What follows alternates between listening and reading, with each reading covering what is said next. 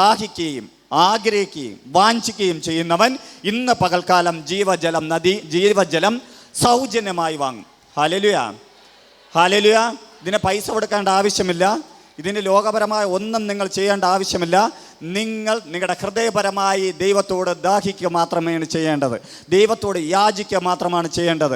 നിങ്ങൾ പരിശുദ്ധാത്മാവിന് വേണ്ടി നിങ്ങളെ വിട്ടുകൊടുത്താൽ ഈ ലോകത്തിലെ പാരമ്പര്യം നോക്കാതെ, ഈ ലോകത്തിലെ കഴിവുകൾ നോക്കാതെ, ഈ ലോകത്തിലെ വിദ്യാഭ്യാസം നോക്കാതെ, ഈ ലോകത്തിലെ മഹത്വം നോക്കാതെ, ഈ ലോകത്തിലുള്ള സാമ്പത്തികം നോക്കാതെ, മറ്റൊരു കാര്യവും നോക്കാതെ, നിന്റെ സ്വഭാവമോ വാക്കോ പ്രവൃത്തിയോ എല്ലാം യേശുവിന് ഇഷ്ടമില്ലാത്തതെല്ലാം കളയുവാനും ആ കർത്താവിന് വേണ്ടി ജീവിക്കുവാനും ആഗ്രഹമുള്ള വാഞ്ചയുള്ള ഒരു ഹൃദയത്തോടെ ദൈവത്തിൻ്റെ സന്നിധിയിൽ പോയാൽ ഇന്ന് സൗജന്യമായി ജീവജല നദി നിന്റെ മേൽ പകരും.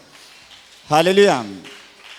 ആ ജീവജല നദി നിന്റെ മേൽ പകരുന്നത് നീ ആദ്യം അറിയും, നിന്റെ കുടുംബക്കാർ അറിയും, നിന്റെ ചാർച്ചക്കാർ അറിയും, നിന്റെ ദേശമറിയും.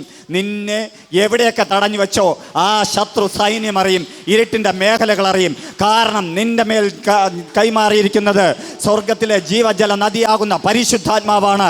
പരിശുദ്ധാത്മാവ് ഒരുവൻ്റെ മേൽ വന്നാൽ അവൻ എങ്ങനെ പ്രവർത്തിക്കുമെന്ന് ആർക്കും അറിയില്ല. കാരണം അവൻ കാറ്റുപോലെ അത്രയെന്ന് തിരുവചനം പഠിപ്പിക്കുന്നു. ഒരുവൻ ആത്മാവിനാൽ ജനിച്ചാൽ അവൻ കാറ്റുപോലെ അത്രേ.